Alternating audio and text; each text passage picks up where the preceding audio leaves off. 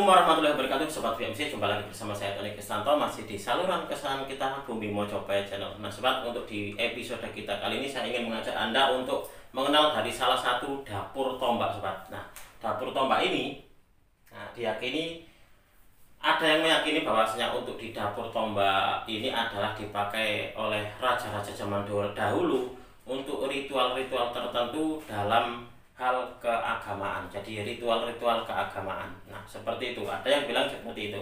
Lalu ada juga yang mengatakan bahwasanya dapur tombak ini biasanya dulu dipakai oleh para prajurit di medan pertempuran. Nah, seperti apa sih wujud dari tombaknya? Kita akan mereviewnya bersama-sama.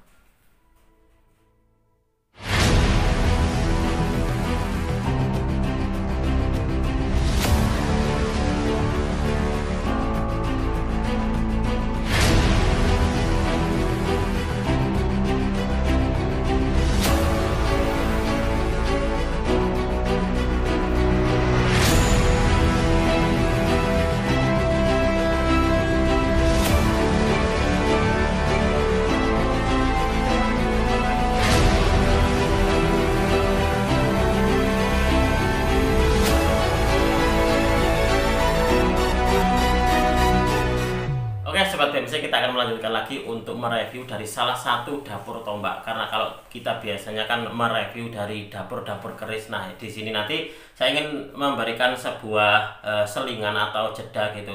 Kita akan mereview dari dapur tombak, dan di sini tombak yang akan kita review adalah dapur Sapit Abon, Sobat. Nah, apakah Anda pernah mendengar ini dapur Sapit Abon? Nah, di sini nanti saya ingin menunjukkan kepada Anda bentuknya seperti apa, dan juga untuk dituahnya kira-kira seperti apa sih tombak dengan dapur Sapit Abon itu, Sobat.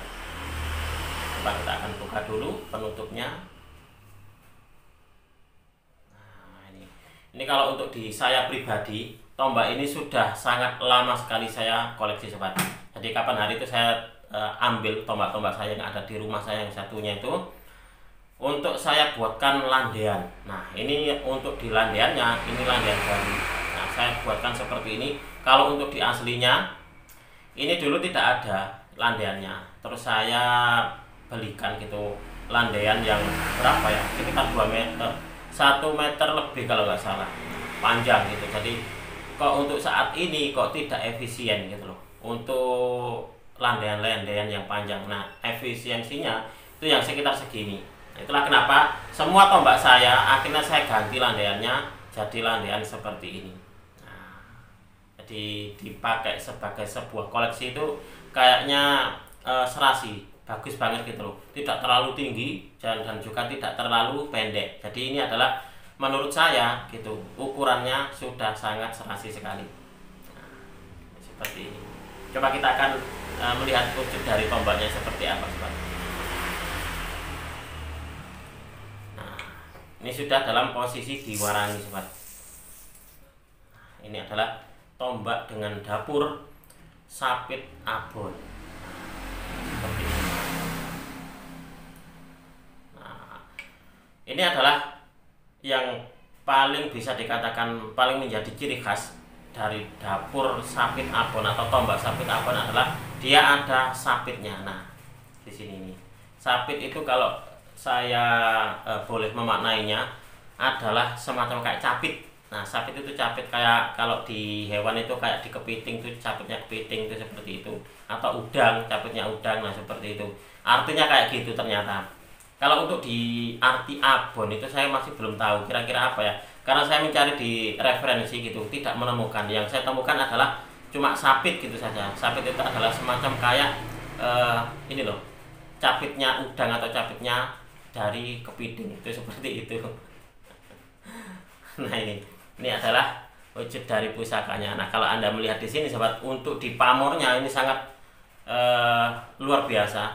Untuk di pamornya adalah pamor pedaringan kebak kalau menurut saya. Karena apa? Karena memang untuk di pamornya ini dia memenuhi bilahnya.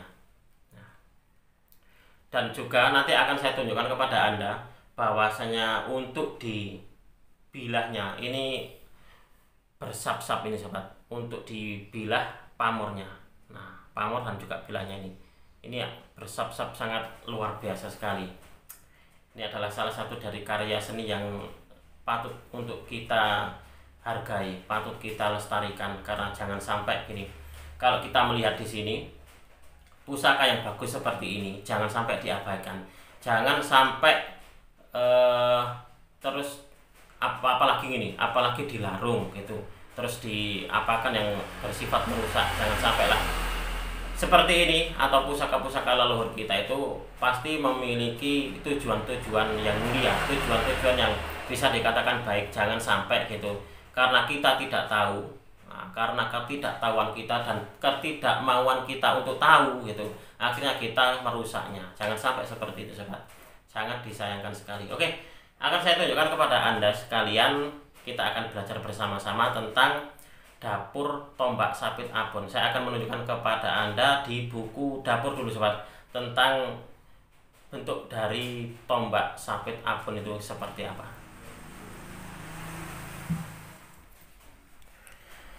Oke sobat BMC, kita akan melanjutkan lagi untuk melihat dan juga kita belajar bersama-sama tentang salah satu dari dapur tombak, yaitu dapur sapit abon. Nah, di sini adalah keterangannya tentang tombak sapit abon sobat. Nah, di sini, nah yang paling bisa dijadikan sebagai ciri atau ciri khususnya dari tombak sapit abon adalah dia punya ini loh. Nah, dia agak sedikit kalau kita raba itu agak sedikit timbul di bagian sininya. Nah, ini. Nah, coba kita akan melihatnya di tombak koleksi saya ini sobat. Nah, ini. Kalau kita raba seperti ini, dia ini timbul sobat di bagian sini. Nah, nyampe di sini.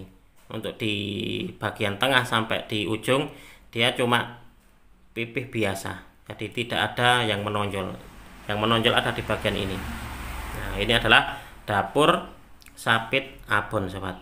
Nah, coba Anda amati ini. Ini yang saya katakan tadi bahwasanya dia bersap-sap. Nah, untuk di pamor yang ada di bilanya, dia bersap-sap seperti ini sobat. Nah, ini adalah sebuah karya seni yang menurut saya ini sangat luar biasa sekali dari nenek moyang kita. Itulah kenapa kita seharusnya gitu harus bangga dengan karya seni dari leluhur kita. Karena apa? Karena memang hal-hal yang seperti ini tidak gampang untuk dilakukan atau tidak gampang dalam membuatnya. Nah, ini sistem tempa lipatnya. Nah, proses tempa lipatnya ini sangat luar biasa sekali ini sobat. Keren banget ini. Ini kalau untuk di saya gitu, pamornya adalah pedaringan kebak. Tapi kalau Anda melihat di sini sobat, di sini ada semacam kayak alur-alur pamor. Nah, semacam kayak junjung derajat seperti itu. Nah, sampai di sini. Nah, ini pun juga seperti itu. Lalu dibaliknya, nah kayak gini. Ini pun juga membentuk sebuah alur gitu, alur pamor, sap-sapannya ini tadi. Nah, semacam kayak junjung derajat gitu. Nah, seperti ini. Ini adalah salah satu dari koleksi saya yang sudah sangat lama sekali nih. Saya koleksi ini sudah dari tahun berapa ini ya? Sudah lama banget pokoknya. Dan ini kemarin saya warangkan, jadi setelah diwarangi gitu terus saya belikan atau saya buatkan landaian yang baru. Nah, landaiannya adalah dari kayu telesium sobat. Nah, seperti ini. Ini tampak kesannya bersih dan juga glowing. Dan kalau untuk mengoleksinya gitu pasti ada perasaan senang dengan koleksi-koleksi yang bersih seperti ini sobat. Nah, seperti ini. Ini jadi gini, kita kalau ingin koleksi kita itu menyenangkan, kita harus pandai untuk merawatnya. Kita harus tidak boleh bosan-bosan di dalam membersihkannya. Jadi meskipun katakan itu tidak baru sandangannya, entah itu landaian ataupun juga warangkannya, meskipun tidak baru, kalau kita rawat maka dia akan tetap bersih. Nah, kalau sudah bersih biasanya sobat, kita akan senang untuk memilikinya. Kita tidak akan bosan-bosan untuk mengambilnya, lalu melihatnya, lalu merasakan seperti apa sih pusaka ini. Nah, serta secara tidak langsung gitu sobat, kita nanti akan takjub dengan budaya-budaya leluhur kita zaman dulu. Itu seperti itu. Oke Sobat VMC, setelah kita mengetahui tentang gambarnya atau bentuknya di buku dapur, maka di sini akan saya lanjutkan lagi untuk mengulas sedikit tentang pengetahuan tombak sabit abon itu Sobat. Nah, di dalam beberapa artikel saya mencari tentang apa sih atau kegunaan tuah dari tombak sabit abon itu. Nah, saya mendapati bahwasanya ada dua versi Sobat. Yang pertama, tombak ini dipakai oleh raja-raja zaman dulu ataupun juga para pemimpin gitu, melakukan ritual-ritual dalam hal keagamaan. Jadi dalam ritual keagamaan selalu dipakai tombak dengan dapur sabit abon ini. Lalu yang kedua, di dalam keterangan yang kedua adalah bahwasanya zaman dulu prajurit kalau berangkat ke medan laga gitu membawa tombak sabit abon. Nah, ada seperti itu. Jadi yang pertama diagem oleh para raja ataupun juga para pemimpin sebagai sarana ritual dalam hal keagamaan, dan yang kedua adalah dipakai oleh para prajurit untuk berperang di medan laga. Itu seperti itu. Oke, akan saya bacakan bahwasanya ini adalah tombak sabit abon. Konon tombak ini merupakan pusaka dari Trah Majapahit. Tombak ini selalu digunakan, dalam artinya adalah tombak sabit abon ini selalu digunakan para raja saat melakukan ritual yang bersifat keagamaan seperti kayak semedi ataupun juga yang lainnya, mungkin seperti itu. Tombak sabit abon ini merupakan pusaka andalan, dan tombak ini dipercaya tuahnya untuk memperoleh berkah dari Tuhan Yang Maha Kuasa. Jadi tuah dari tombak sabit abon ini untuk dituahnya ini dipercaya gampang sekali untuk atau bisa sebagai sarana memperoleh berkah dari Tuhan Yang Maha Kuasa dan sebagai sarana keselamatan. Selain itu juga berkhasiat untuk mempertahankan rezeki, jabatan, karir, dan jodoh agar senantiasa setia sehingga menjadi pasangan yang sakinah, mawaddah, warahmah, wabarokah. Nah, ini Sobat, berarti di sini saya bisa menyimpulkan bahwasanya untuk tuah dari tombak sabit abon ini adalah memang itulah kenapa dipakai oleh raja-raja atau pemimpin untuk ritual dalam hal bersifat keagamaan, karena untuk dituahnya ini dipercaya agar mudah memperoleh berkah dari Tuhan Yang Maha Kuasa dan juga untuk sarana keselamatan. Keselamatan siapa ya? Keselamatan pada diri pribadinya dan juga keluarga, dan kalau dia seorang pemimpin berarti untuk keselamatan rakyat yang dipimpinnya. Itu seperti itu. Dan selain itu juga Sobat, ternyata juga diyakini tuahnya untuk mempertahankan rezeki. Jadi mempertahankan rezeki itu berarti rezekinya tidak gampang habis, rezekinya itu tidak gampang tidak boros pemiliknya. Itu mungkin seperti itu dalam saya menyikapinya. Lalu juga mempertahankan jabatan, karir, dan juga jodoh agar senantiasa setia sehingga menjadi pasangan yang sakinah, mawaddah, warohmah, wabarokah. Itu seperti itu tadi Sobat. Oh, berarti ini untuk dituahnya sangat luar biasa sekali ya. Tujuannya atau tuah yang dikandung dari tombak sabit abon ini juga bersifat selain untuk pribadi juga kepada keluarga dan juga kepada orang lain.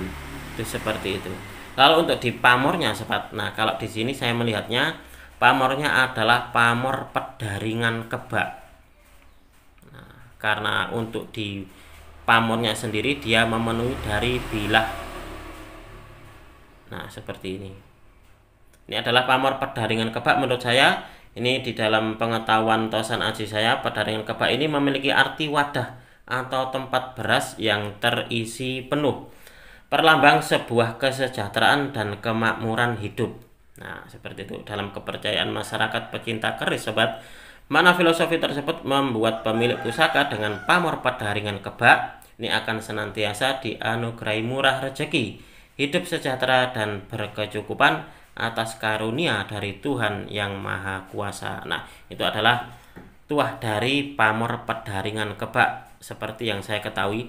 Dan untuk di sini kalau ini memang sebuah pamor junjung derajat, berarti ini ada unsur kepangkatan atau kewibawaan dan juga kederajatan Sobat. Nah seperti ini.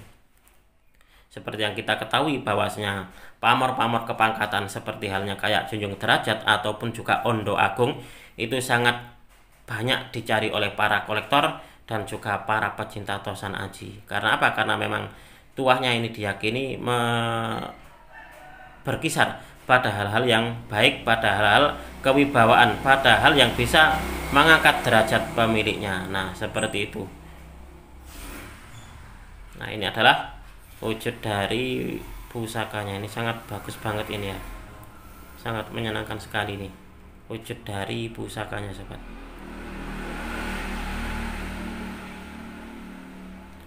Oke, sobat BMC, mungkin untuk di video ini cukup sekian. Saya berterima kasih sekali kepada Anda yang sudah menonton video ini mulai awal hingga akhir. Mudah-mudahan video ini bisa sedikit menambah pengetahuan dan juga wawasan, khususnya bagi Anda para pecinta Tosan Aji pemula. Apabila ada kesalahan dan juga ada kekurangan di dalam saya menyampaikan uraian ini tadi, saya memohon maaf yang sebesar-besarnya. Dari saya cukup sekian. Terima kasih dan wassalamualaikum warahmatullahi wabarakatuh. Rahayu, rahayu, rahayu.